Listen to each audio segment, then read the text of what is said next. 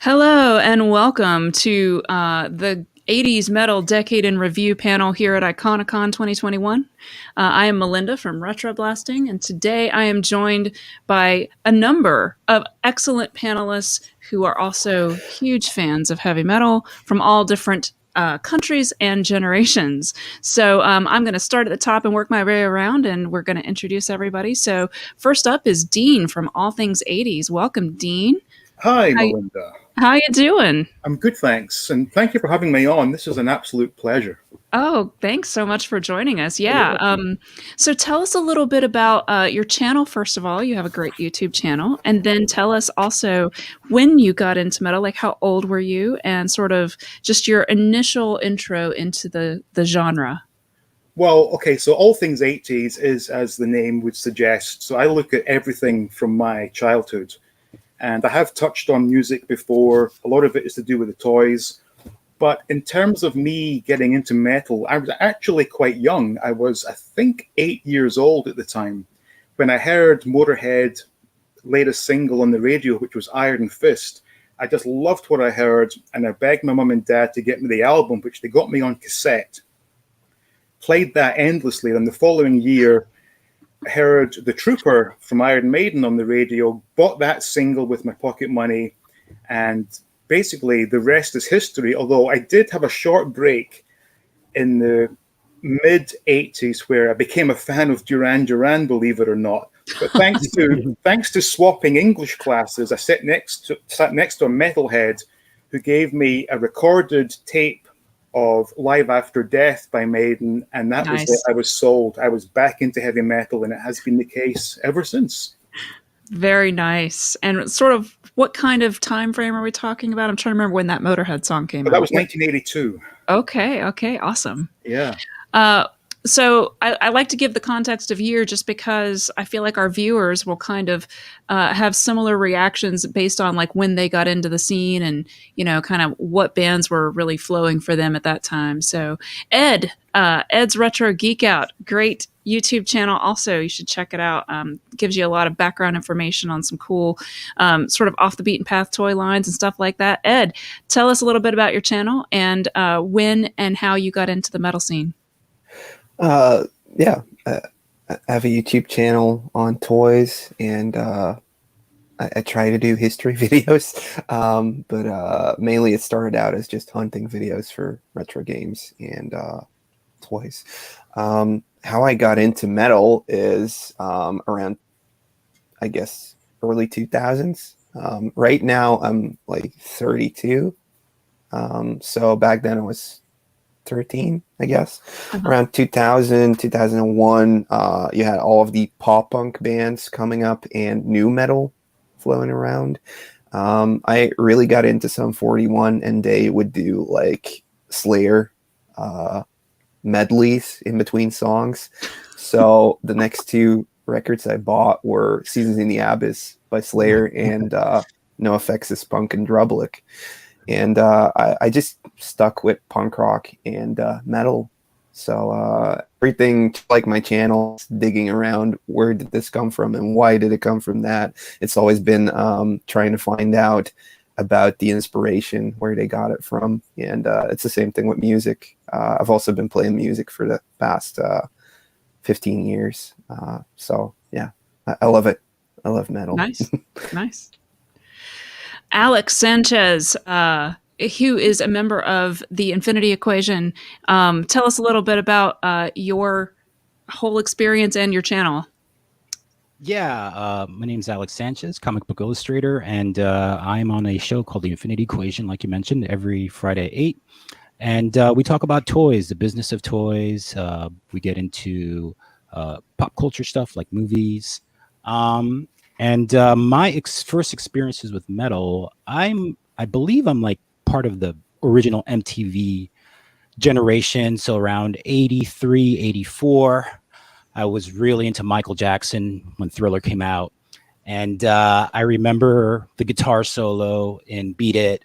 And even though I wouldn't classify Van Halen so much a metal band, they're kind of like more like a heavy rock party band, Right. with some metal influences, but from there on, I found out who Van Halen was, and 1984, the album was pretty prevalent at that time.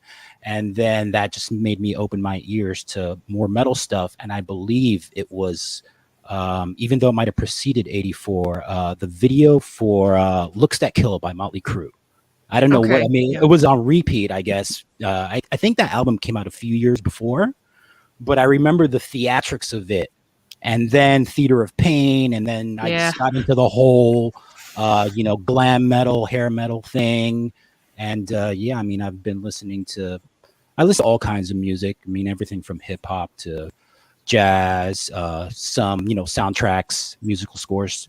But I am definitely a metalhead through and through. I've kept up with it, and the change, and all the changes, the subgenres. I like to dabble with a little bit of all of it to this day. Yeah, nice. That sounds very eclectic. And then finally, we have Sal from 2 Cents Toys. Sal, tell us a little bit about your background with metal and your channel. I can do that. So the channel is 2 Cents Toys. I do modern toy reviews and customizations and repairs and all that kind of stuff. So if that's of interest, that's where you can find me. More importantly, though, metal. Much like Ed, I'm also 32. I got my start cutting my teeth probably the very late 90s, early 2000s, that kind of coming of age time. The region of the country I'm from is very country. So when everyone else was starting to get into music, it was like a bunch of kids either liked contemporary, for that time, rap, which was not rap. They weren't saying anything important, and country. And neither of those really spoke to me. I have an older brother who's 7-8 years my senior, and he introduced me to bands like The Offspring and Linkin Park and System of a Down. And then all of a sudden it was like George Lucas, more faster, more intense. Like I just needed like the heavier and the faster it was, the more I liked it. So within a year I was listening to like Dimmu Borgir and Mayhem and all that kind of stuff. So it was a very deep, fast dive, and it's been with me ever since. Yeah. Yeah, well, just to sort of give the same context for myself. So I grew up in Alabama and then Alaska. So when I lived in Alabama as a younger kid, there was a lot of stigma against heavy metal because it's very like you said, it's kind of country, very religious. And in the early 80s, metal was definitely like, oh, that's devil worship music kind of stuff going on over here in the States anyway. And but when we moved to Alaska and we lived on a military base, it didn't have that same feeling. I mean, it was still sort of an underdog kind of genre of music, but it wasn't as frowned upon to listen to it. And much like you said, there were like other kids that were listening to it that I thought were cool. So they were like a couple years older than me. And in particular, they were really, really cute guys with long hair. And so I was like, I had by that point, because this was, let's say it was about 87 by this point. So like I was listening to Def Leppard because you couldn't escape Def Leppard at that time. It was like every time you turned on any kind of TV or radio, there was Pour Some Sugar on Me on the radio. So I thought that was metal. And I guess it technically is our first genre that we'll be talking about, which is the new wave of British heavy metal. But and I thought that was really heavy, but then they were like, no, you got to listen to some Megadeth or Metallica. And so I was like, all right. So I got myself a Megadeth tape. That was my first, what I call real heavy metal tape. And it was So Far, So Good, So What. And I absolutely fell in love with it. I loved the political nature of it. I loved the very technical Dave Mustaine guitar playing. I just loved the very like, to the man kind of attitude that he has. And I just, from that moment on, I just wanted, like you said, Sal, heavier, faster, whatever. So, what do you guys think about the whole, I know several of you mentioned other kids. Is that primarily how you found out about heavy metal and sort of the heavier stuff? Or what was your entry into that? Yeah, that was kind of a big part of it was having I had one particular friend in high school who how he discovered all the black metal bands and death metal bands, I to this day do not know. But I just kind of rummaged through his CD collection. I was like, "You mind if I borrow these?" He was like, "Yeah, go ahead." And as high school kids do, they became mine. Oh yeah. So, and that's kind of how it started. I think, you know, having the benefit of, living in a modern internet era, as I did, though I didn't have the internet, but I think it was easier for us to obtain things like that. Like you could sample things. Like I lived in, the mall which I hesitate to call it a mall, but we'll put quotes around mall in my town. Had an FYE, which would at that time they had stations with headphones. You could scan the CD and kind of demo the tracks, and you weren't limited to looking at the album cover and hoping that based on that it was going to be good. Right. Wolfie says, Def Leppard, yeah, they poured sugar on something, but it sure is, or they poured something on, but it sure as hell wasn't sugar.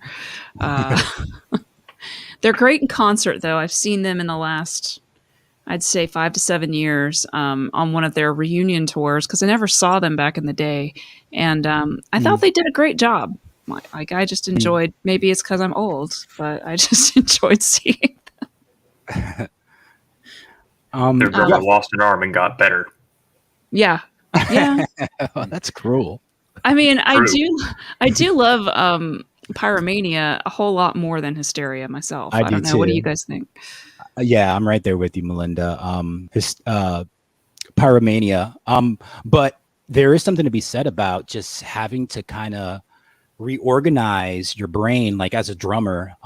Just kind of everything that you did with your left hand, you're doing it with your feet now. So there is something to be said about just the intricacies of basically relearning how to play the drums. So yeah, but as far as for me, it was kind of like a little bit of just self-discovery. I mean, I'm in New York City, in Manhattan, the heart of rap, all the kids that I went to school with all the way through high school, even, they all listen to rap. So I was pretty much the loner as far as just like even listening to any kind of rock and roll. So when I found those few kids that listened to rock, we kind of formed a band and that kind of silly stuff you do when you're kids. But I really discovered metal, I'd say in like the early 90s. I kind of listened to pop music for the most part all through the 80s, even though I did love Bon Jovi and all that kind of stuff, but and especially Guns N' Roses. I'm a huge Guns N' Roses fan, and they have some metal tings about them too. They're they're more like a punk kind of bluesy rock, but they definitely have some punk and metal influences. But it really wasn't until grunge came around and I became a huge fan, and I wanted to learn how to play the guitar. And then I'd say after probably in 91, 92, when the Black album came out, I was like, this is all right. I mean, and then I picked up And Justice for All, and that just completely rocked my world. I mean, to this day, I don't care if you can't hear the bass. It's just from beginning to end. Poor I Jason. love that album. I know. But there are some YouTube guys. Justice for Jason. Yeah. Justice for Jason. Yeah. So when I started playing guitar, I was just always fascinated by those guitarists that did more than just play chords, like all the grunge stuff. I love the grunge stuff. But for me, as far as from a musician's point of view, I always listen to, and not that I'm a musician or anything, I just play for fun. But I always listen to guitar first. So I love the shredding guitar. I found out about Dimebag Darrell, Kirk Hammett, Dave Mustaine even. I mean, Countdown to Extinction. That was on repeat. I listened to music by tapes primarily because they were just so sturdy, and CDs in the beginning, those CD players weren't very, they're very sensitive. And, when you're on the subway in New York City, the train's moving around and your disc is skipping. So I was a tape deck guy up until I had no choice but to be a CD guy. But it was really through guitar where I really, really delved deep into metal and all its guitar heroes and drum heroes and all that stuff. Yeah, well, so I know we've sort of talked about Def Leppard. There were a number, of course, we kind of start off the 80s with the new wave of British heavy metal, often abbreviated as NWOBHM.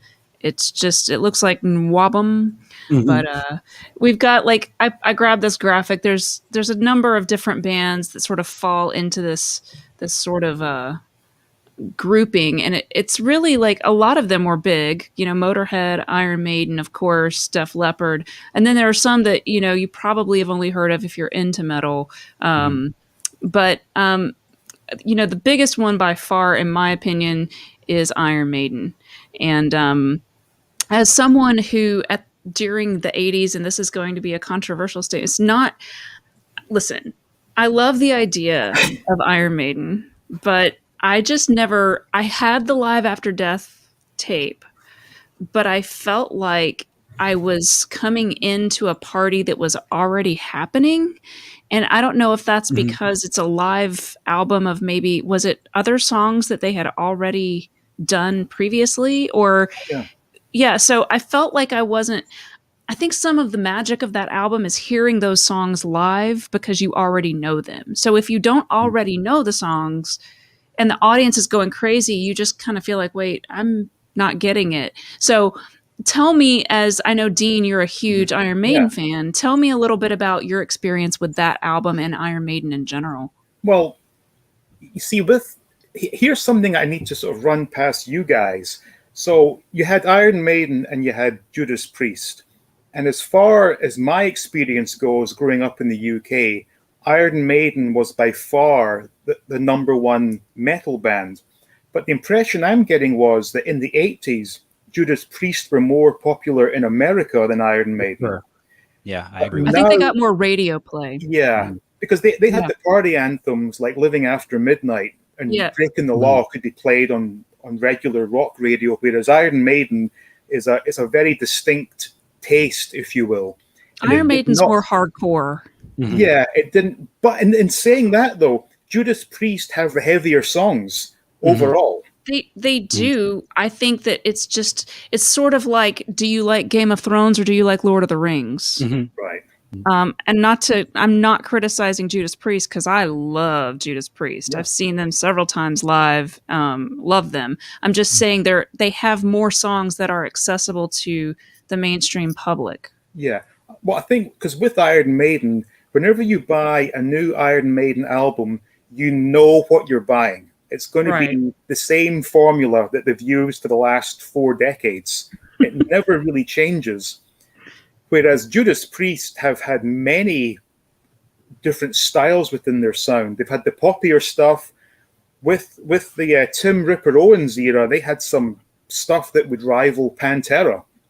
Yeah. And now that Rob Halford's back, they're back to that sort of classic 80s heavy metal sound, but with no question, it's a much heavier sound than Iron Maiden. But in terms of popularity now, the impression is I get that in the UK, it's always been Iron Maiden number one. But I think now in America, when both bands tour, Iron Maiden do play the bigger venues than Judas Priest. But I think so. Now, this will be quite controversial. As far as Judas Priest is concerned, I actually prefer Judas Priest with Ripper. I see the silence. Yeah, no, honestly, Alex looks crestfallen. Yeah. But I think, in my defense, I never saw Rob Halford live in his prime. I've only seen old man Halford live, which is probably tainting my opinion slightly. But I have to say, though, in the UK, Iron Maiden always had top 10 singles in the regular charts. Really? And that's how I discovered them, because they were played on the radio, the top 40 countdown. No kidding. Oh, yeah. Iron Maiden had a number one single in the mainstream charts in the UK. Wow. That's crazy. What song? That was Bring Your Daughter to the Slaughter. I think it was January of 90 or 91. It would have been 91. Yeah. They actually knocked the Christmas number one off the charts, which was Cliff Richard's. I think he was singing Mistletoe and Wine, but Iron Maiden came straight in at number one. And that was a moment of redemption for metal fans across the UK. To see one of our bands enter the mainstream charts at #1 was just a wonderful thing. But yeah, so without question, in the UK, Iron Maiden were, and probably still are, the #1 metal band. I mean, that's really interesting to hear that they're a little bit more radio friendly over there, which it kind of makes sense. Yeah. But definitely here in the States, I would say Judas Priest was more well known among what I would just, for the sake of this panel, will call them muggles, meaning people who don't really listen. They listen to whatever's on the radio. So if it's on the radio, they might consider it acceptable. Yeah. The thing is that back in the 80s, in general, metal sort of started out the decade not being super acceptable. And then by the end of the decade, it was becoming very mainstream. A lot of that is because of Metallica here, which we can talk about when we get into thrash. But what about the ballads too? I mean, those Yes. at least like the glam and hair bands kind of bent the knee a little bit and wrote poppier ballad songs, So I think there was a little bit of that too. By the way, Tim Ripper Owens is doing pretty well for himself after Priest. So sorry for that befuddled look earlier. Is he still part of Iced Earth? I think so, but I don't think they put anything out in a while. Actually, Tim Ripper is now singing for the band that KK Downing put together. Because he was booted, or I think he retired from Judas Priest and then wanted to come back, and they had a big falling out. So KK Downing has his own band, which I think might be called KK's Priest or something ridiculous like that. But Jim Owens is the singer, and it's phenomenal stuff. Yeah, he retired. Maybe it's been about 5 years now or so, right? Yeah, 5 or 6 years, I think. Yeah. Well, I just want to show a few pictures of some of these other new wave of British heavy metal bands before we move on, just to kind of show something. So we've got Motorhead, of course. You can't not mention Lemmy and Motorhead, who I managed to see before he tragically passed a few years back in concert, and it was pretty awesome. I have a very quick story about Lemmy. This will take a few seconds. Whenever you think of Lemmy, you see him with his whiskey and his cigarettes, and you assume that he stinks like an old ashtray. When I met him, he had the most. Now, I don't want to say the wrong thing here, but he smelled amazing. he had this wonderful cologne come. I think, wow, I did not expect that. Wow. Yeah. You guys come here for this kind of information. That's what I'm just wondering how close he had to get her. I mean, he must have sprayed it on pretty thick. Well, no, I was standing. He was making out with him backstage. Let's be honest. Yeah. That's interesting. I had an opportunity to go drive down into downtown Atlanta and meet Lemmy about 5 years ago. He was doing, I think, was it a book? Did he write a book? Some kind of tour. Yeah. And documentary, maybe. Maybe. But I hate driving in the traffic, so I didn't go. And then I, of course, like a year or two later, kicked myself for not doing it. Yeah.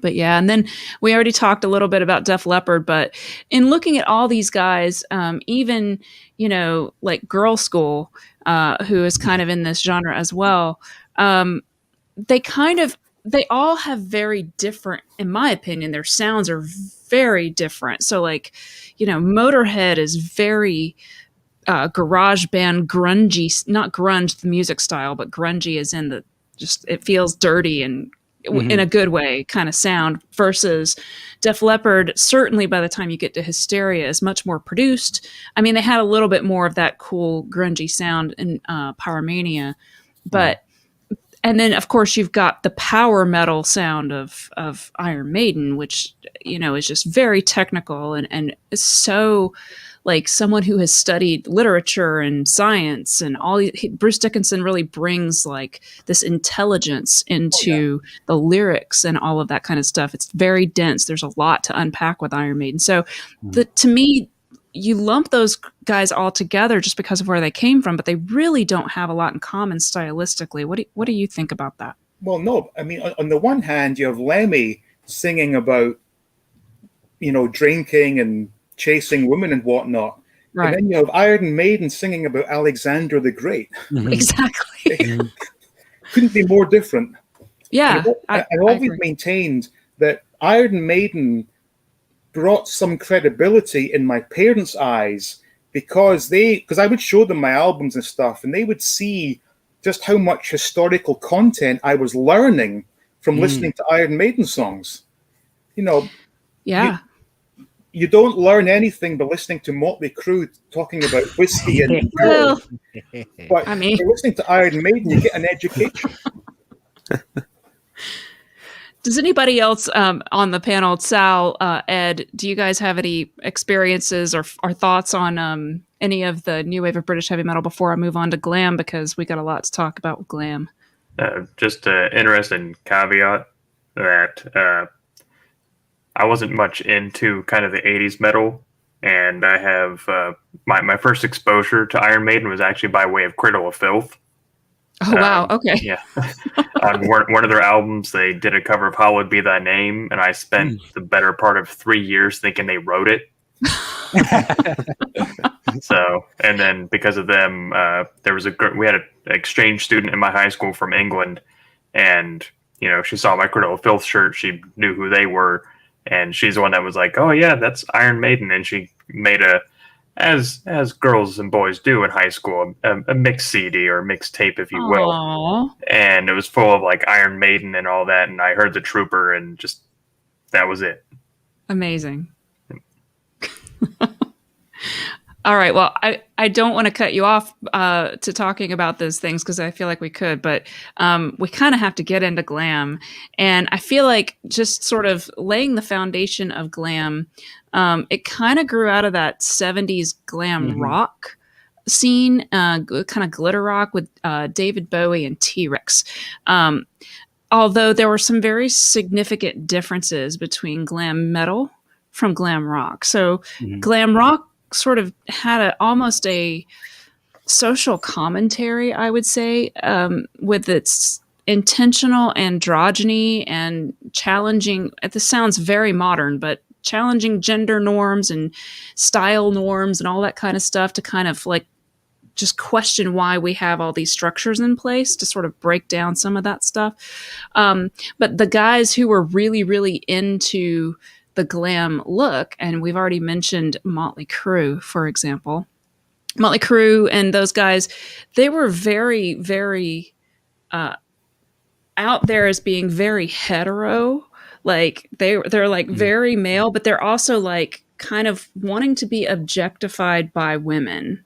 So I feel like they're sort of putting on makeup to kind of be like, I can be your boy toy, ladies. Come and get a piece of me. I'm not trying to dominate anything. I'm here to I want to be your man, kind of LA Guns. And it really, in my opinion, in America really grew out of that Sunset Strip LA scene big time. So you get people like some of the earlier guys in that scene, or Dokken.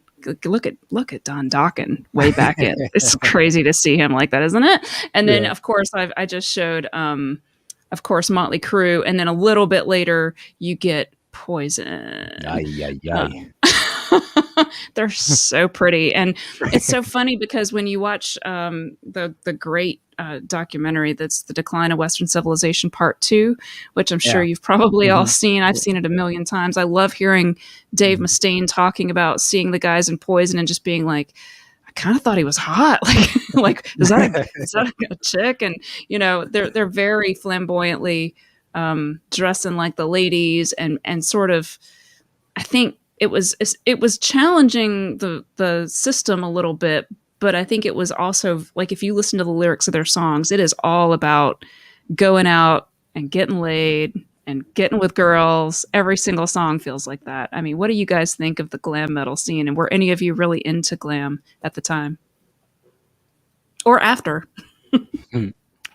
I'll go with yeah, I was knee deep into it.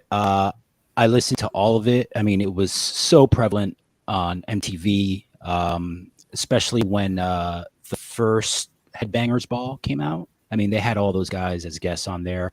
But one thing I wanted to mention is, along with like that whole 70s glam scene, a lot of those musicians in the 80s were listening to Kiss. And I'm not a Kiss fan at all, but I think Peter Criss and Ace Frehley were huge musical influences on that whole 80s scene, not only from the theatrics point of view, like, you know, Nikki Sixx lighting himself on fire, the pentagrams and all that stuff, but also from the lyrical content, because Kiss is a lot of, you know, party on, you know, rock and roll all night and party every day, that kind of thing. So I think a lot has to be pointed towards Kiss as being huge influences on all those guys. I mean, even, and I would say Alice Cooper as well. Alice Cooper, there you go. Yeah. I mean, Dimebag Darrell, I think he would be really mad if you didn't bring him up. So we gotta mention Alice. yeah, totally. Yeah. I always found that at the time of the big glam scene in the 80s, I was not a fan at all.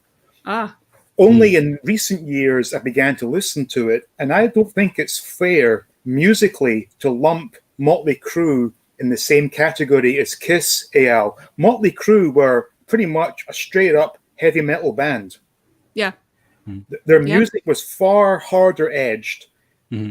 Sure, they sang about girls and all that, but some of their other, you know, songs and images were very much in the vein of heavy metal, as opposed to the sort of party glam scene.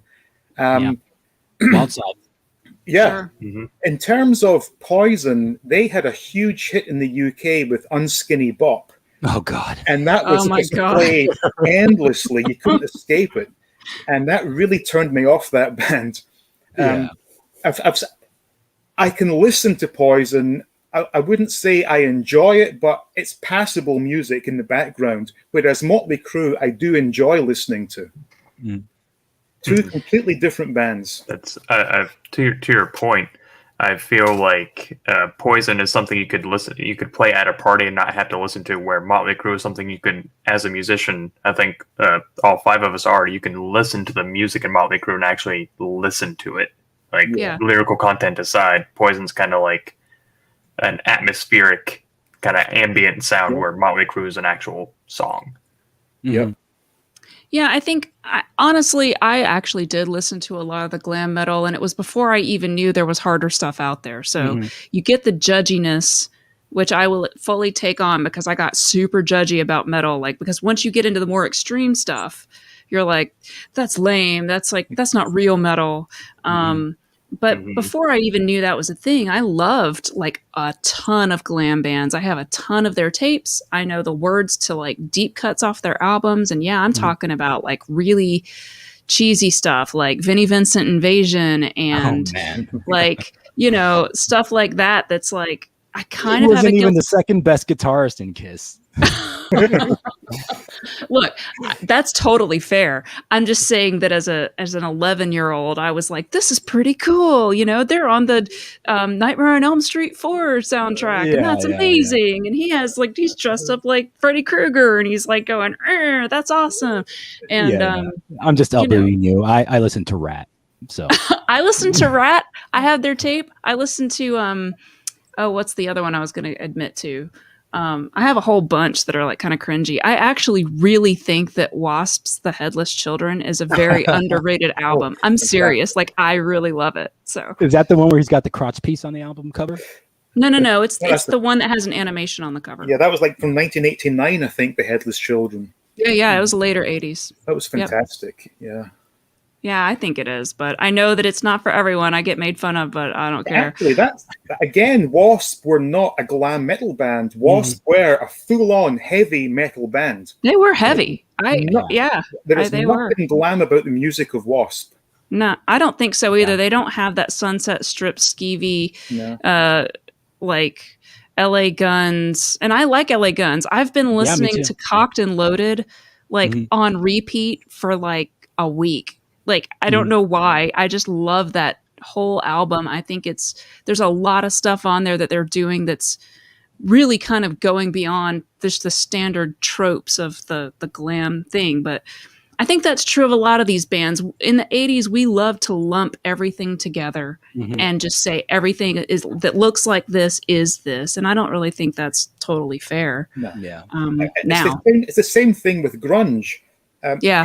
Pearl Jam and Soundgarden are two completely different genres, but they were classed as grunge back in the day. Sure. Yeah. And we had to I think we were trying to form some sense of solidarity against the system as metalheads. And so in order to do that, we created all of these rules. And I think that kind of did us a disservice in the long run. But at the time, it sort of allowed us to sort of define who we were back then. I have a few super chats I need to read just to sort of get caught up. So Rick says, Quiet Riot Mental Health album, my first cassette. Motley Crue, Dr. Feelgood tour with Faster Pussycat and Bonham. Great show. Skid Row was also fun. Yeah, I totally agree with that. I'm going to plow through a few more just to get these before they drop off the chat. Wicked Person says, Glam, dress as the girls you want. That's exactly what I think they were doing. Ronnie James, thank you so much for the very generous super chat. He says, you guys are killing it on day 2. Loving Iconicon. I think I have one down here from Scuba Pete says, how about the contribution of the Sony Walkman and being able to listen to your metal whenever or wherever?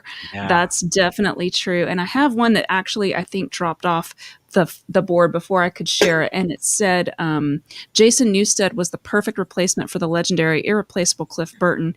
Of course, Daniel Dorian there is talking about Metallica after, sadly, Cliff Burton was killed.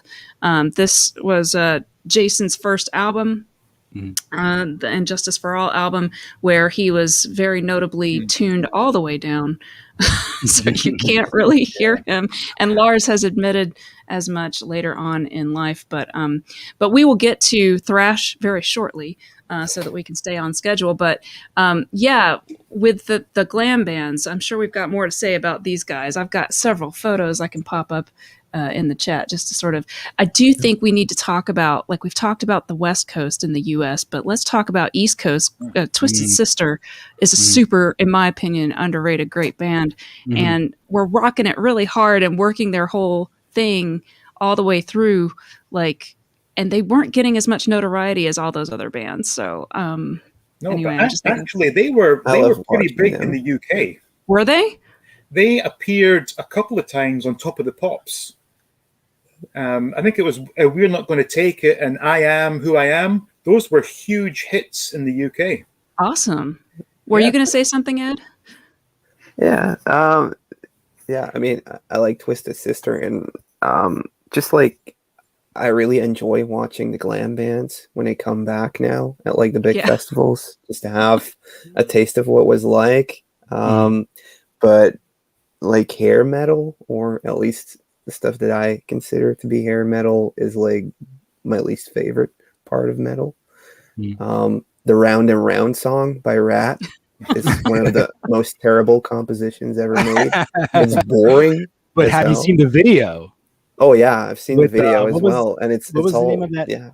Well, if we're going to talk about that, can we talk about the Scorpions then? Because I mean, the Scorpions I think are really good. They're also not American, but their videos are just top notch. What do you think? I would agree with that. I would also lump in Cherry Pie into that category. Yeah. Terrible song, but as an adolescent male watching that video, I was like, oh, so this is what we're all about. I get it now. I think there were so many other songs on that album that were so much better than that song. Which I sadly listened to the whole album numerous times, so I can tell you. I'm kind of partial to Smoking in the Boys' Room because it had the weird dude from The Hills Have Eyes and Weird Science in it. Right. And at the end, his ears move or something like that, and he's wearing a toupee. Yeah. Right. But I just think a lot of those glam bands, they just work the strip, and people start looking for them, record companies, because it would sell. That's exactly right. Yeah. I mean, here's LA Guns with Ricky Rackman, because you just kind of I lump them together in my mind, but he was definitely the lesser of the two 80s hosts of Headbangers Ball. But in my opinion. I don't know. You guys may disagree. Who did you may like? love Ricky. Oh, over Ricky. I gotta pick Adam Curry. I mean, Oh, okay. He was before him. he was before. He was the best. He was awesome. Like, I started watching Headbangers Ball like when it started. Like, I think I saw the very first episode, and I was like, "This guy's amazing." And then Ricky Reitman comes on. He's like a used car salesman. I'm like, "What's going on?" And he changed with the scene too. He cut his hair when grunge became a thing. Yeah. I'm more like screaming at the screen, "Sell out, sell out!" So. Yeah, I think that was a big thing in the 80s, at least in where I lived, was never sell out. Like, that was the big thing. And like, you can't be a sellout. Mm-hmm. And I think that's why when the Black Album came along for Metallica, a lot of the fans that had been really diehard in the 80s really felt like Metallica. Even with this album, a lot of people argued that they had sold out pretty hard because they made a video, which they had gone public for some dumb reason and said they never would do. So, I mean, they came out with one before it. I don't know why they would say that. It's like, I don't know. I have a hard time refinding that quote, but I remember it being something that was in my head. So it must have been some throwaway line in some Metal Maniacs magazine that I read in the 80s. Yeah, I think it was like 86, 87. It said, "We will never make a music video." Yeah. And then one came out. And not only did it come out as a video to promote the song, it also came out as a VHS tape. That's right. Yeah. Yeah, and I think that, Metallica, particularly Lars, didn't do the band any favors by it being so, in your face to the fans. Like, there was the whole Napster thing that, of course, is very well known. But then there's also just, do you remember the quote that he said where he was like, "Yeah, we sell out every night, every seat in the house." I'm like, shut up, Lars. Like, just go like this. Just cover probably should have sold tickets for his own drum seat. Yeah. Oh my gosh. So I do have a query, if you will. Just thinking about glam metal, how we kind of touched on, it was all this like LA scene, like the Strip and all that. I find, I wasn't alive then, so I'm kind of asking you all your opinion on it. Was there something in the zeitgeist that made people want to be in that scene? Like, because I find like, you write music about what you know. If you look at some of these black metal bands, they sing about, forests and death and all that kind of stuff, where the LA scene was all partying and it's lovely weather all year round and all that kind of stuff. So was it something that people wanted to be there as opposed to where they were, or was it purely a music thing? I mean, it's hard to gauge. I think that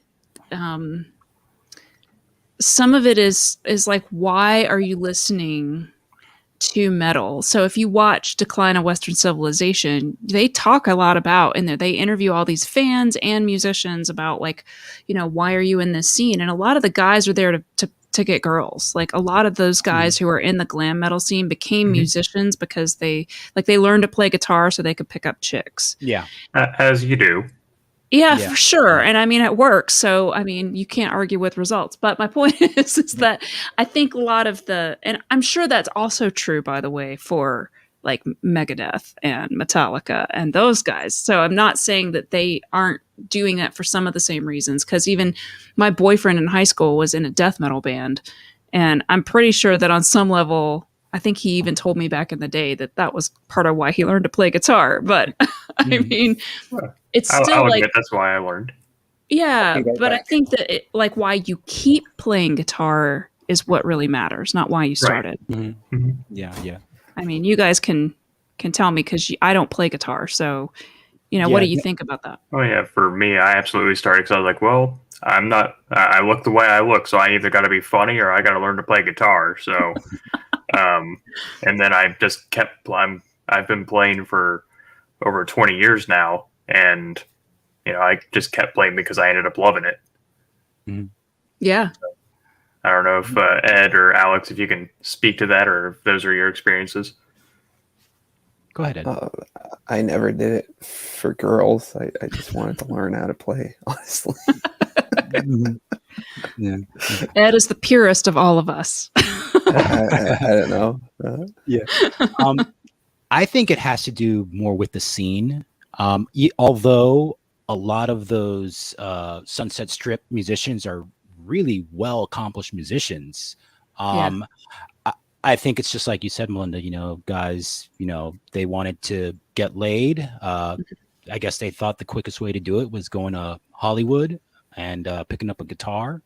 But I do think, because even later on, like in the grunge thing, it's like that was a scene also. And I remember saying, I want to move to Seattle and see what's going on. Just like, when I was a kid, even though I didn't want to go to all the clubs in the Sunset Strip because I wanted to pick up girls because I was just a kid. I still wanted to just like kind of walk around and see what everyone's talking about. So I think it had more to do with like the scene than it actually did be the musical quality or integrity even. Although, I mean, we look back on those albums now and those songs, and some of them, continue to live on. But a lot of that stuff is heavily criticized for just having a lack of quality in the songwriting. Yeah, I think some of it is not the best, most complicated song construction, certainly in the glam arena. But I feel like sometimes that glam rock historically falls into a category that, and you guys may disagree, feels very similar to, I don't know what to call it, but it's sort of the 50s, my boyfriend died on the railroad tracks getting the class ring off the tracks, like Earth Angel, like all of those kinds of like, 50s like lovey-dovey, like nobody listens to that. Nobody's gonna, like, it's so of its time that it doesn't transcend and become something that keeps being re-referenced. It's just sort of this little island that goes, oh, that's unfortunate, let's leave that in the past. And I think that's kind of where glam sits. Yeah, that's a good point, Melinda. It's like I don't hear a lot of bands, saying I'm gonna, do a cover version of "Every Rose Has Its Thorn," or something like that. And I think we could probably speak to that. There was somewhat of a resurgence of that in the post pop punk era with bands like Atreyu and all of them. They kind of brought back that 80s style of playing. But did they cover those old songs? Not necessarily, but I think like what glam rock could have been might have been good, but once they figured out, hey, we have to do a ballad and ballads are going to sell, that's when it all went downhill. Wasn't it like Home Sweet Home by that was one of the first big ones. Yeah, and ever since then, like, oh, you're in a glam hair band, just do a ballad and it'll pay for everything. And they stopped doing like party anthems and stuff like that. I think Andrew says never did stuff like that, but Andrew says he literally just got his wife hooked on Iron Maiden. He loves this Iconicon thing.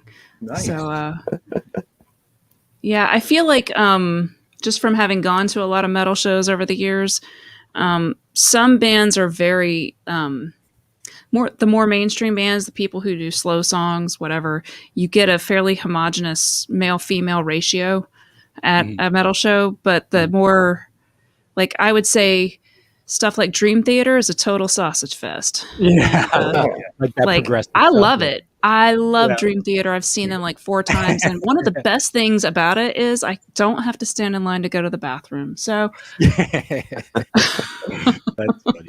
That's I forget which documentary I watched or video I watched, but it was discussing how the scene changed with bands like Motley Crue and Poison and all of them, how the kind of proto metal bands or rock bands like Led Zeppelin and all that, it was mostly men that were into it. And then, all the glam guys started showing up and now girls were getting into metal. And I feel like that's kind of Dream Theater. They're like the contemporary Led Zeppelin, like the dudes are into Dream Theater. Yeah, I think so, because they're such amazing musicians, and each person in that band is sort of like the pinnacle of their field. Like the drummer is amazing, and the vocalist is amazing. And nobody's like adequate. They're no Rush, but they're pretty good. I mean, Yeah, yeah. no one can be Neil Peart ever, but Right. Neil Peart. But I'm just saying, like, Danny Carey could be, I think. Just putting it out there. Yeah, he's pretty good. Yeah. But it's funny. I wanted to ask you guys. Do you guys feel like there were two versions of like that whole Sunset Strip scene? It's like pre Guns N' Roses and after Guns N' Roses. Like I feel a lot of those bands ditched like the makeup and the neon outfits for like leather. Like Kiss, for example. that's a good observation. I Yeah. think it was a process, but I think that, you know, and I always sort of make this comparison that horror movies and heavy metal sort of have the same popularity and jumping the shark moment in time in terms of like the decade. And it had to do with saturation. So it could have been just that so many bands, like you were saying earlier, got signed because they looked a certain way, and there were just record producers going to the Sunset Strip and just signing anybody that looked like that. And so you get things like Britney Fox and, you know, stuff like that. I don't know if Britney Fox was actually from there. I'm just saying you got tons and tons and tons of bands that looked like that. And then, you know, I think maybe they were trying to sort of not look like that just because it started to be like oversaturation. I mean, but Guns N' Roses did sort of change the way that look was. That's a good point. They're a Sunset Strip band too, you know. Yeah. But they don't look as pretty. No, for sure. no. Although to be fair, I think it's the Welcome to the Jungle video. Axl Rose has the poofed hair, and He does. So does Duff. Yeah. He does, and I have a picture. I think it's actually for the next thing, and I'm going to go ahead and transition into thrash because we just have to for time. But I love thrash. It's probably my favorite. It's my jam. Me too. But so I just have to show this picture because it makes me laugh so hard. Oh yeah. So we have to remember that Pantera was not always a '90s edgy band. Like they used to be kind of glammy, but Pantera was actually my first concert. Oh yeah! Wow. What tour was that? Was that the Vulgar Display? It was when they were touring with Skid Row, and that's Vulgar Display. Yeah. No, I touched it's him. like 86, 87. Yeah, that picture is from like early or mid 80s. Pantera deny it, but they had 4 albums before Cowboys from Hell. I know. And they were like a Van Halen style band. Yeah, they were. Until 1990, and they said, let's just ditch this hairspray, ditch all the lycra. Let's just do what we do. And they became what we know as Pantera. But those guys were massive glam.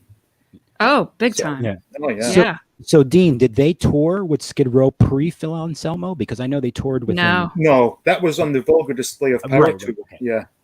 Yeah, that was because I touched Phil, like, and I thought it was the most. I had shoved my way. Like, we got to that show. It was in Dothan, Alabama. It is literally in the Pantera home video. I'm in the home video. It's like I can barely see me, but it scans the audience. And I had gotten there at like 12 o'clock. And we sat there in the parking lot all day long, hanging out. I was 16, so we weren't even drinking. We were literally just sitting there hanging out. All the other people start showing up, start making friends with them all. We stood in the line. We were all, I remember us, the whole line singing like the Gilligan's Island song for some reason. Like people just started singing along with stuff.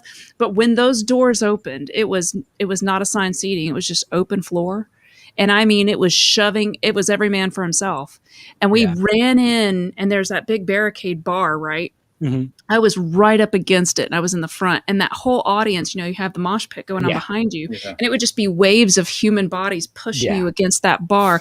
And my ribs were like crack. Like, but I was Melinda, like, I'm going to touch him. Isn't that the best place to watch the show, though? That's where I want to be when I watch a show. It's pressed against that bar. Yeah.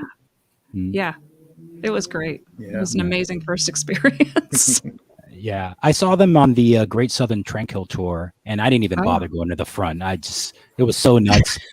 But I wish my first concert was Pantera. My first concert was Extreme, and it wasn't even when They had their big hit, their big ballad hit. It was when I'm the album one after. who wants to Yeah. be Yeah. with you.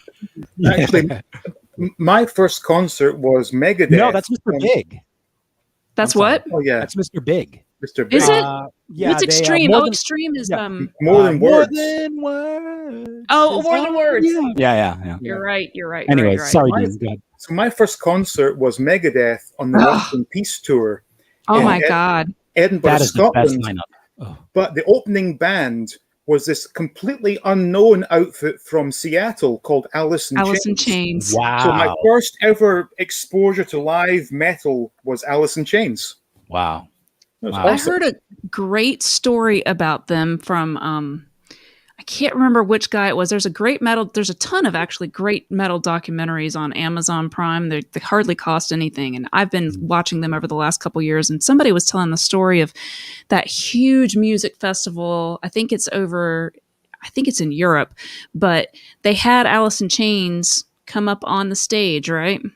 And this was like, everybody was like wanting to see like Slayer. And I think it was Slayer that was telling the story. And they were like, oh man, the audience was just throwing piss at them and they were just doing everything. And Lane Staley was just up there giving it right back. And he didn't back down and he played every song. And he was like, that is metal. Like, he was like, I don't care. You can say whatever you want about Alice in Chains, but they were metal as hell for standing up there and taking that. So I thought that was pretty awesome that he said they did a tour with Slayer, Megadeth, and Yeah. Clash of the and Titans. Anthrax, Yeah. and I think like Dark Angel was supposed to be the opening act, but they had like a van They had an crash, accident? and then Alice in Chains stepped in, and this was like '91 Masters of Rock or Masters of Metal. Yeah, it was one of something like those. that. Yeah.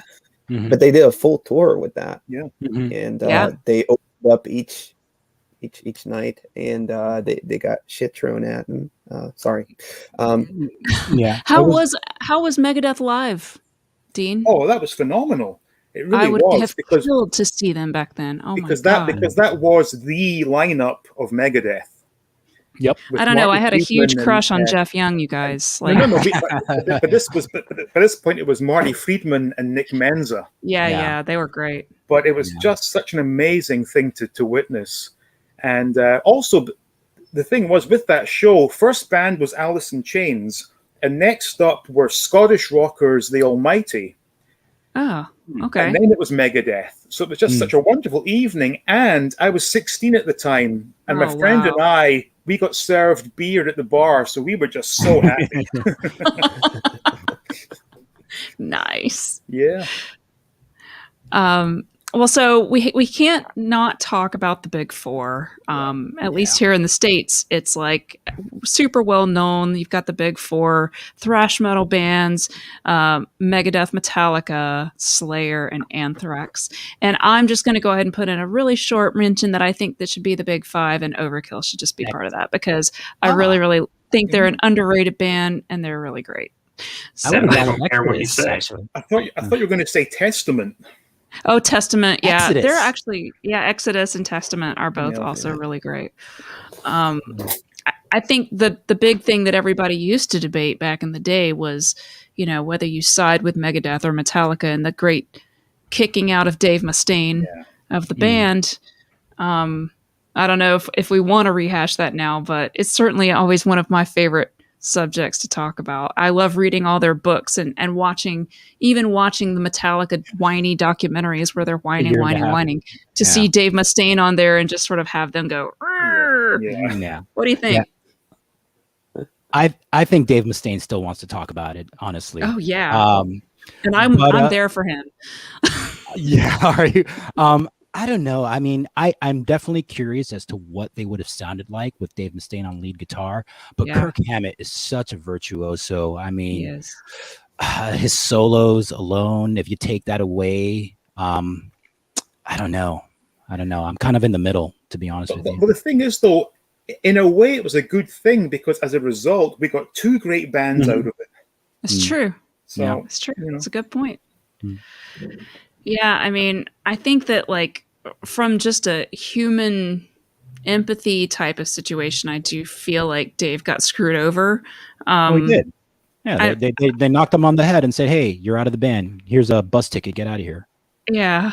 and that's pretty rough. I've seen bands break up, like when I've been dating guys who were in bands, and it's always an ugly scene and stuff like that. But you're right in terms of like, I actually really love what he did on his own with Megadeth. I think, I mean, Megadeth, even though I'm wearing the Metallica shirt, Megadeth is my favorite 80s band, metal band. And so, although technically some of my other actual real favorite bands were formed in the 80s, but their first albums didn't come out to the 90s, so I can't talk about them. But I mean, you know, Solitude Eternus and Edge of Sanity and, you know, stuff like that. So I think with Megadeth, the first album, Killing Is My Business, was his revenge album. Yeah. And it was a case of, I can play this and I'm going to show the world I can play this. And as a result, to me, it's not a particularly enjoyable album to listen to because it's just riddled with technical playing that for me doesn't make for a good, smooth listening piece of music. Yeah. However, and it's not very well produced either. The production is just atrocious. Horrendous. However, by the time Peace Sells came out, he'd got himself in good shape musically, and from favorite. Peace Sells onwards, it's just masterpieces. Yeah, I agree. And I think even into the 90s, even though I know we're not really going into it, I think that Megadeth stayed pretty on message and true to sort of the metal sound, even when it wasn't a popular sound. They did sort of start adopting some of that 90s production value, but they didn't ever go full Bob Rock. You know what I mean? Yeah. Well, Risk has a lot of pop songs on it, that has to be said. Which one? I'm sorry, I couldn't hear you. Risk. Oh, yeah, that's...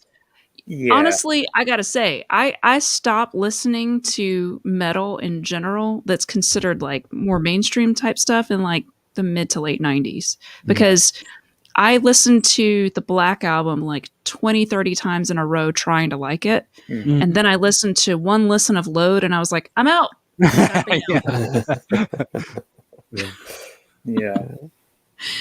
Wicked Person says, isn't the book Mustaine great? Actually, it is. And Wicked, did you send me that? Because I referred back to it. I read through some passages in it in preparation for this panel, actually. The Wicked Person also sent us super early that we may have missed. Okay. It said, okay. You can read it, though. Please do. All right. It says, in my English course, I used to pair The Great Gatsby with a snippet of the decline of Western civilization, the American dream, etc. Dude chugging vodka in his pool and falling in was their favorite. Oh, Chris Holmes. Yeah, that was everyone's favorite. But he ended up dying not too long after that, right? No. He's still around. He actually has a solo band. Really? Still playing Wasp songs. He is probably the worst singer I've ever heard. But he tries his best, you know. He does. Yeah. Knights of Old, I don't think I have it where I can pop it on the screen, but he said 1985, D. Snyder, Zappa, Denver, destroy the Senate and the PMRC. Yeah, that's another thing. Going back to D. Snyder and Twisted Sister, he really carried that for all of us, I think, by going and standing up for metalheads in general and making such a great impression of like being well-spoken, being really prepared. They're looking at him thinking he's just some dumb dirtbag. And he was super articulate and amazing. And I never get tired of watching that. Yeah. I think he like pulled out like a folded piece of paper out of his denim jacket and like opened it up. And imagine like being one of these Congress people with this guy with like sharpened vampire teeth speaking so eloquently, you know? It's just I don't think they know what they were in for. I know. So amazing. Says, I will always love Mustaine and Megadeth. Agreed. I kind of always have to love him. RF Biker Scout said, if Kylie would do a metal cover, which one? It's an interesting question in terms of covers. Just a real quick side note. I love Tori's cover of Slayer's Rain and Blood. It's pretty interesting what she does with that song. Tori Amos? Tori Amos. Wow, I didn't know that. Funny she's mentioned her because Megadeth appeared live on Top of the Pops in the UK, performing Symphony of Destruction. Okay. With Mustaine doing live vocals, which was not really a good idea for live TV because he sounded terrible. But prior to Megadeth was Tori Amos doing did she have a song about Cornflake Girl? Cornflake Girl. Yeah. So Second album. Yeah. on British TV, you're Tori Amos performing Cornflake Girl, straight into Megadeth doing Symphony of Destruction. Yeah. Fantastic. It's funny because, you know, Tori was always much more well accepted, much like some of the other bands you mentioned over. This is not a Tori Amos panel, I'm just going to say. Yeah. Over there. And she talks about topics that most people don't. I mean, I don't know if most people, but a lot of people don't realize what her songs are about. And it's pretty dark stuff. Mhm. That song in particular sounds really happy, but it's about like female genital mutilation and stuff like that. So it's really dark. And so I think that's funny actually that they juxtapose those two things. Yeah, it's funny, cool. So let's see what else is on my agenda to talk about in terms of thrash. So I think we've hit on all of those, and we've got about 25 minutes left. So we can continue to talk about thrash, but let's also start talking about the very last genre that I have as a defined genre, and that's death metal. My favorite. Sal, probably your favorite too. Death and black metal did emerge, believe it or not, in the 80s, although I did not become aware of them until the 90s myself, because... You know, although that's not completely true because here I'm going to pop up Merciful Fate, King Diamond. I definitely did become aware of this band in the 80s, if you can kind of put them in that category. But in general, the death metal guys, I feel like that scene didn't really take off until like 91, 92. What do you guys think? Yeah, I would agree with that. I think it was in its formative years, especially with Death and Chuck Schuldiner, but it wasn't really till the 90s when it gained a stronger foothold because faster, more intense. More intense, yeah. Speaking of Chuck, first of all, there's a great documentary about Chuck and the whole Death saga. If you're interested, if you're not familiar with it, it's a really interesting just look inside of 80s metal. But I don't know what band is more tumultuous, like Death or Megadeth, in terms of like lineup changes, because it's like every single album and every single tour, it's like it's him and then completely different rest of the band. So Napalm Death is pretty bad about that too. Oh yeah, it's something about death in the title of the band. It's like, yeah. But I mean, so this sort of brings us to that thing that we sort of talked about a little bit earlier, which is if you're into metal in the 80s anyway, you kind of, and Dave Mustaine talks about it in his book. He talks about when he's auditioning all of these new guys like Jeff Young and all these people that come in to be musicians to replace the people he's kicked out of the band. He's looking at what they're wearing. He's looking at their tennis shoe brand. He's looking at how their hair is done and if they're using hairspray and all this kind of stuff. And it's just like, shouldn't it be more about the music? But it's not just about the music. It's a very image focused thing, even though like Guns N' Roses sort of started that getting away from the makeup stuff. But like the thrash metal guys and the death metal guys are not about like looking pretty, but they are definitely about looking the part. So did you guys ever fall into that when you were in younger and like a teenager and into metal? Like, did you feel like you had to dress a certain way to sort of define who you were? I feel like an image was unfortunately, it was kind of a big part of it. Because it was, at least for me, it was like, these are the people I looked up to and idolized, and I wanted to look like them, be like them, play like them. So, you know, as we get older, obviously it doesn't apply, but I think when you're a kid, you're trying to discover who you are, trying to find your second skin that you want to show to the world, and that's kind of what you gravitate towards, is whatever you're into, you try to emulate.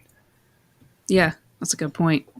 What about you guys? Did you guys sort of dress the part, or were you just more like, I'm just going to be who I am and whatever? For me, it was like a punk rock scene evolving into what would be screamo or emo or metallic hardcore.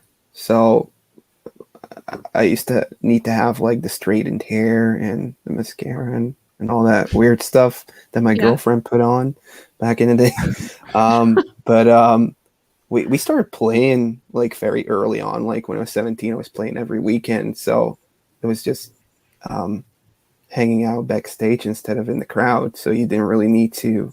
You just went on stage and played instead of having to put up with what our people thought was what you were supposed to project because you were the one projecting it. Yeah. Yeah, I've always kind of done what I thought looked comfortable instead of looked the part. Yeah.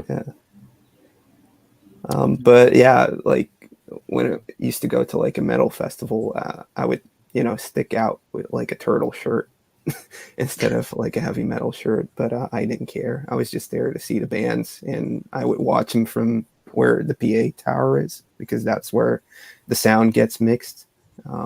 So it would be better to listen what they actually sound like instead of hearing like the monitors and being pushed around or side stage. So.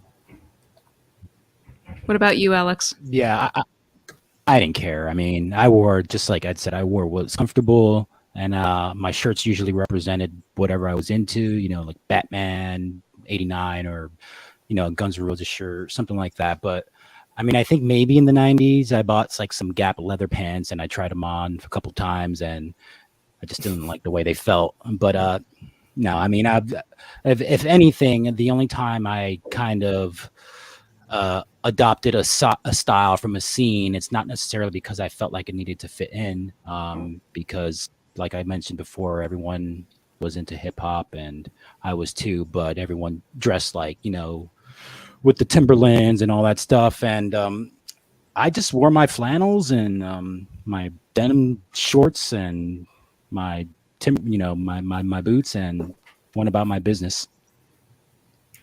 What about you, I Dean? also just think that. Sorry. No, go ahead, Ed.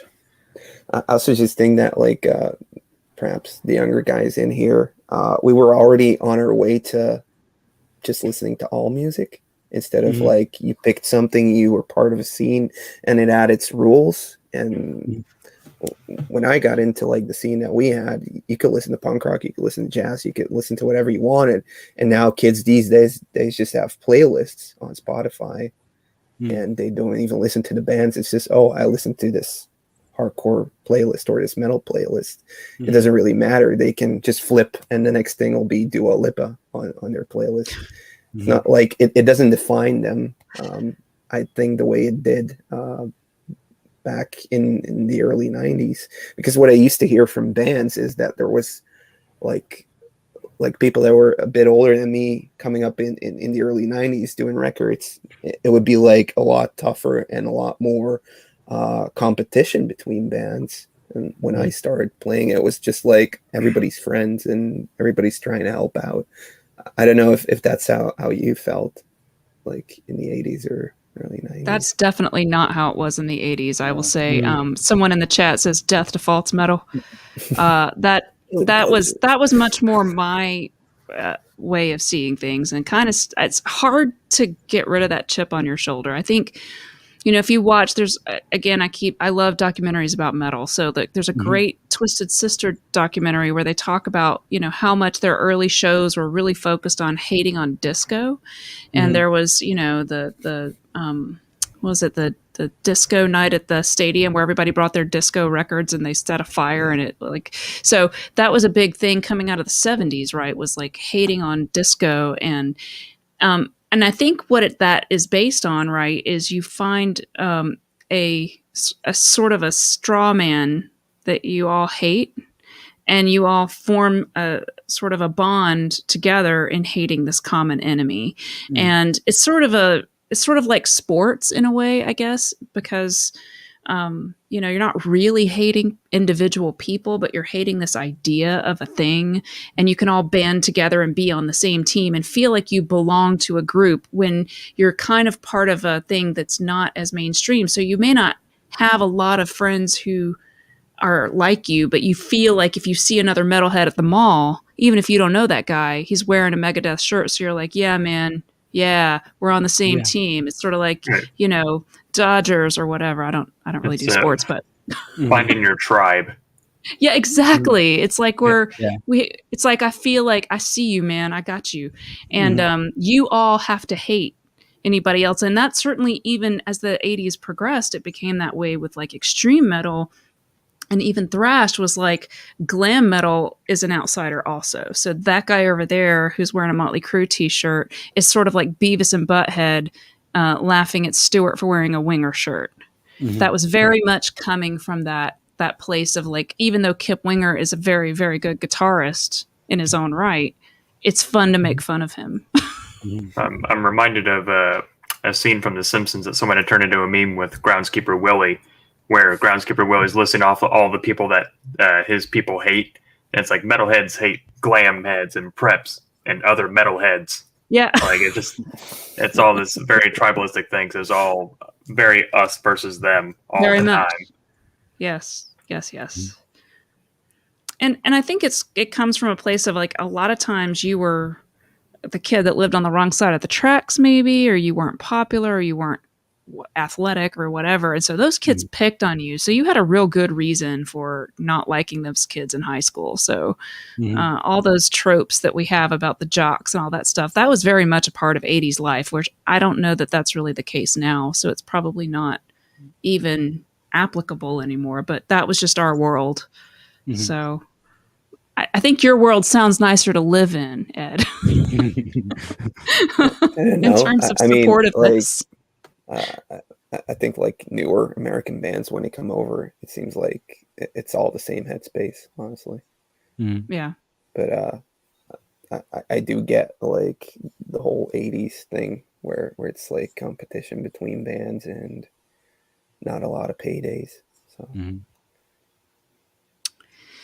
yeah. All right. So we've got about 15 minutes left. I was trying to scroll through the chat and see if there's something that we have definitely overlooked. Oh, well, one thing Prepper Book Club says, Striper, discuss.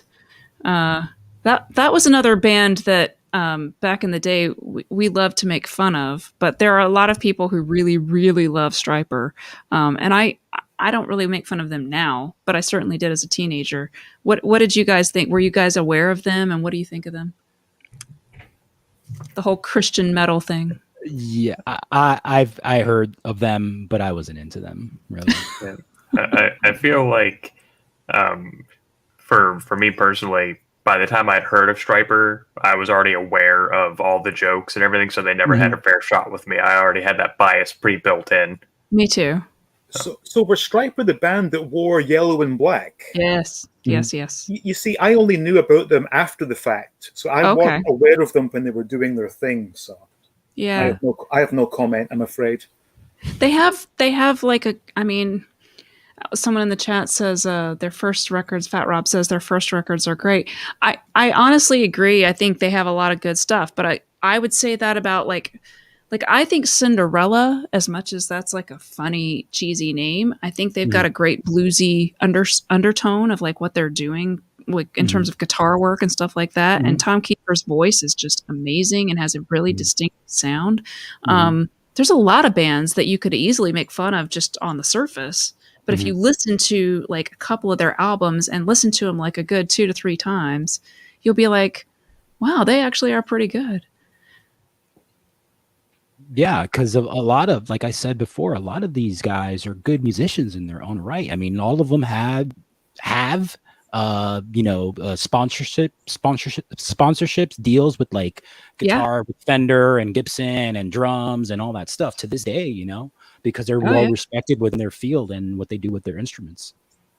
Yeah.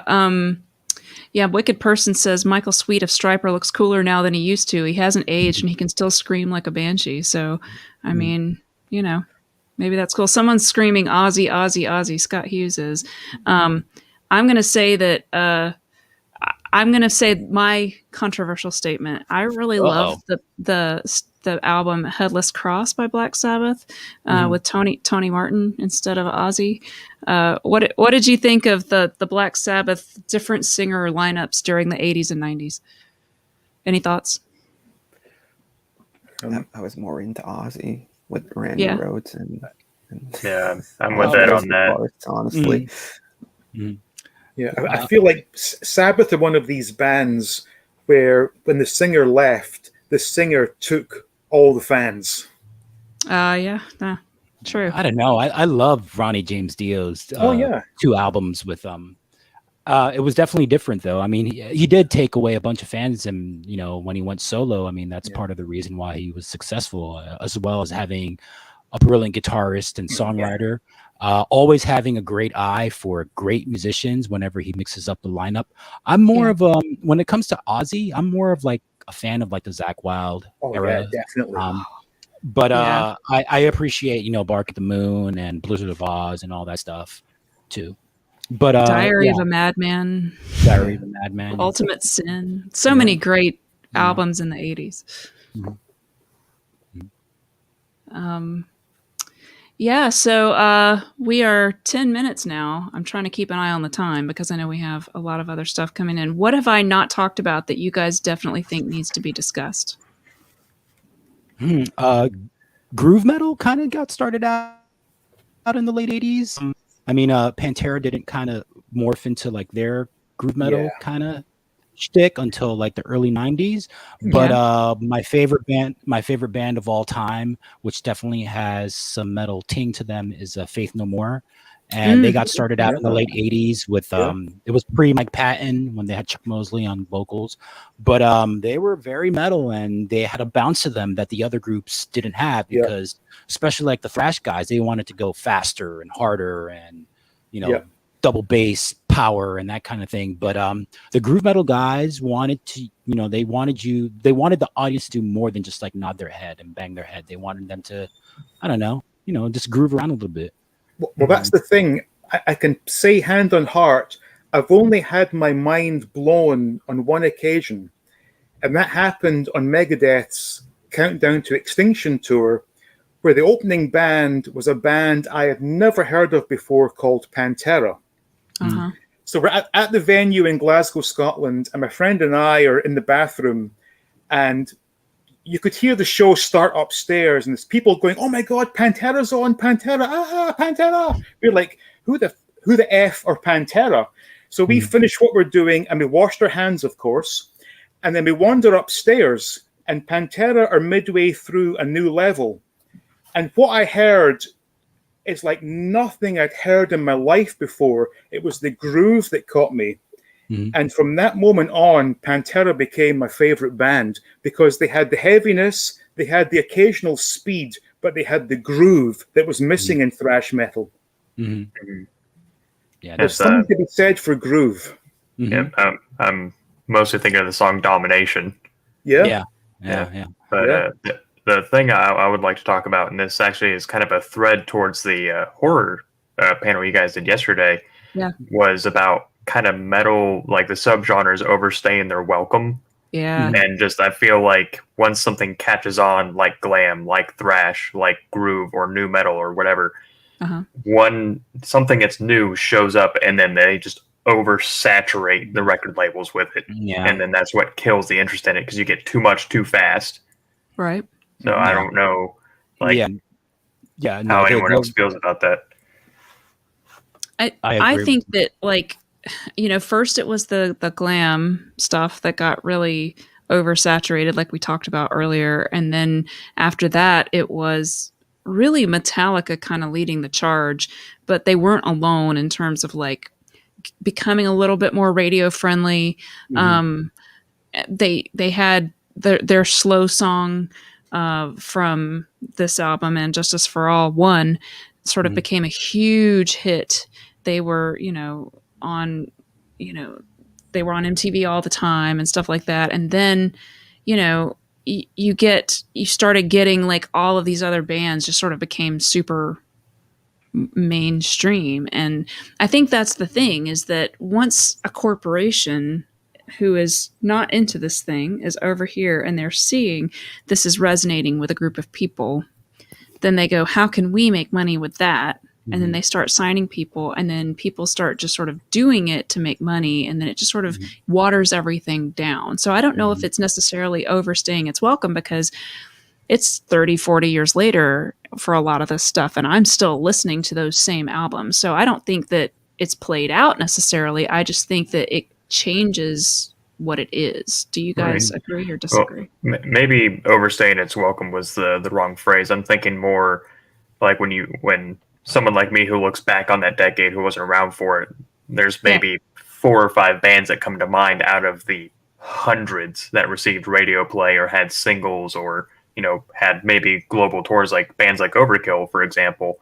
Yeah. I had never heard of until, weirdly enough, someone mentioned Overkill, and then someone mentioned Overkill and Megadeth were my first concert. And I'd never even heard of Overkill until I went to that concert. So it's just that kind of oversaturation where, because they oversaturated, not a lot of these bands got to hang around or get developed or appreciated. Yeah. I mean, I think there were just so many bands back in that time that, much like everyone only talks about like Michael Jackson and Madonna and Cyndi Lauper in the 80s, there were a ton of other bands in pop music as well. And, most people just may or may not remember stuff like Ice House, but that doesn't mean that some people don't really love that. So, like Michael, for example. Knights of Old says the Misfits 77 to 83, their influence shaped 20 years plus. I actually I went to I think it was a Misfits show. They were doing some tours. It was in the 90s, and that was where I got my first concussion at a rock concert. So, they're super hardcore. Like, at least the mosh pit at those concerts certainly was. And during the 90s, when Dan wasn't in the band, they were super heavy too.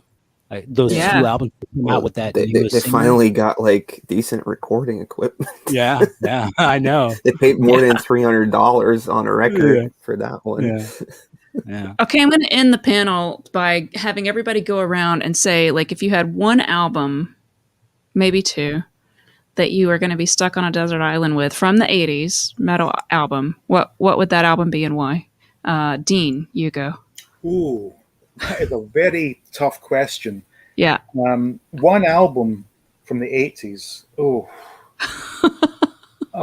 It's really ridiculously hard, so you just kind of have to pick just one. Off the top of my head, real quick, I'm going to say Peace of Mind by Iron Maiden. Nice. That's a great album. Yeah. Yeah, it's a fantastic album. Ed, what would you pick? Ride the Lightning. Ride the Lightning. Mm-hmm. Yeah, I almost wore my Ride the Lightning shirt because it's probably my favorite Metallica album from the 80s. Alex? It's pretty easy for me, and Justice for All. Wow, really? Yeah. It's a great album. Mean, it hasn't been outside of my playlist for like the last 15 years or something like that. I listen to it pretty often.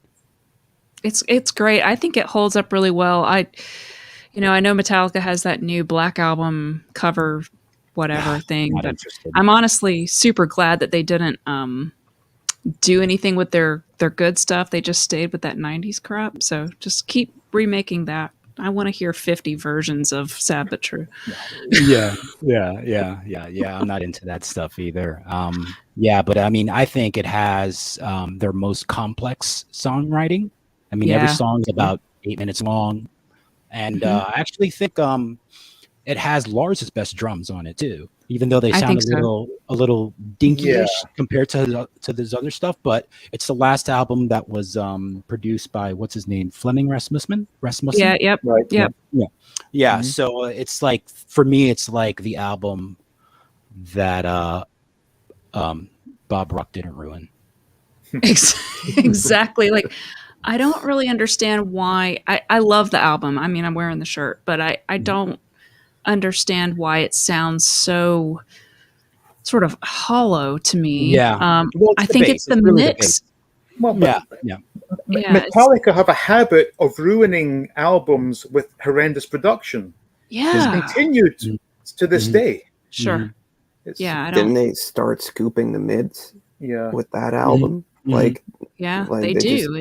It feels very I don't think flat. they did it on Master of Puppets. No.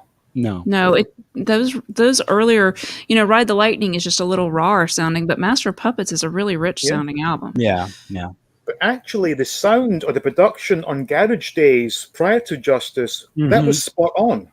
Oh yeah, very good. And then suddenly it goes downhill with Justice. It just makes no sense. Yeah. And that album, Garage Days, really shows how punk really, even though Yeah. metalheads and punk hated each other, Yeah. it really sort of showcased how much thrash was influenced a lot by punk. Yeah. So Yeah. yeah, it's kind of cool that way. Sal, what about you? I'm stuck between two, and they're very different. It's either Just say what they are. Say them both. I'll let you have two. either Number of the Beast by Iron Maiden Uh-huh. or Rain and Blood by Slayer. Wow. And my last thing I want to say is that there's only two types of people in this world: people who like Nickelback and liars. Yeah, very true. That is a controversial statement. No, I completely agree. I have no issue with Nickelback. Okay.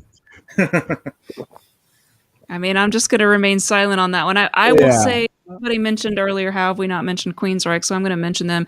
My album would be Operation Mindcrime. It's such an amazing album. I know it's not as heavy as some of the other stuff, but I absolutely love the musicianship. I love the story. I love everything about it. So that would be my pick. Says amazing stream. Prog metal album. I love prog, so I mean that's why I mentioned Dream Theater earlier. So I kind of love that. I stayed away from it for this stream just because we had so much to go through. But I could honestly do a whole thing about prog as an evolution of music because I absolutely love it. But anyway, so we are at time, and I know that there's probably a lot of bands we didn't get to, but let's be honest, there's a ton of great music out there. So do go on Amazon and check out all of those amazing metal documentaries. I'm telling you, if you haven't watched them, they're amazing. There's some great interviews with those guys.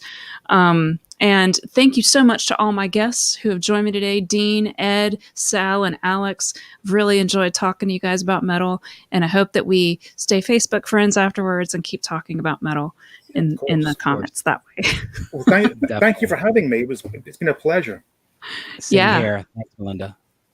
All right. Thanks, guys. And we will see you at our next stream, which is actually going to be keeping scores, where we will be talking about music some more, but from a different perspective. We will be talking about music scores from the 80s with an actual composer, as well as one of the founders of La La Land Records. We're talking to Bruce Broughton and Matt from La La Land. So it's going to be a really great discussion. So stay tuned for that next in about 30 minutes, and we will catch you on the next stream. Bye for now.